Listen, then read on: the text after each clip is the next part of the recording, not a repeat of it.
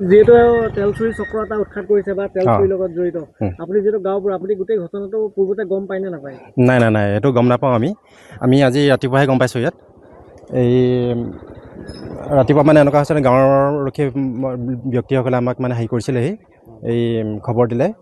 লগতে গাঁৱৰ ৰাইজৰ পৰা আমি গম পালোঁ তেতিয়া আহিছোঁ আহি পিনে দেখিছোঁ ইয়াত পুলিচ প্ৰশাসনো আছে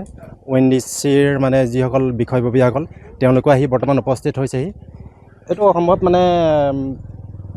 কিমান দিনীয়াৰ কাম সেইটো আমি গম পোৱা নাই বাৰু এতিয়ালৈকে মানে পুলিচ প্ৰশাসনে আহিছে যেতিয়া তেওঁলোকে নিশ্চয় মানে এটা হেৰি কৰিব আৰু এইটো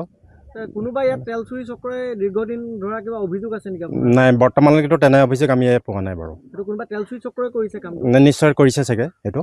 নহ'লেতো এনেকুৱা এটা ইমান ধুনীয়া এটা হেৰি কৰি লৈছে সেইটো মানে ছিষ্টেমত কামটো কৰিছে নহয় এইটো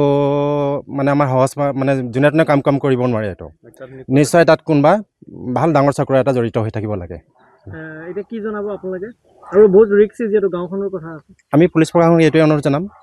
আৰু ONDC বিষয়াসকলক এইটোৱে অনুৰোধ জনাম যাতে তেওঁলোকে সোনকালে এইটো হেৰি যোনটো লিকেজ হৈ আছে সেইটো বন্ধ কৰে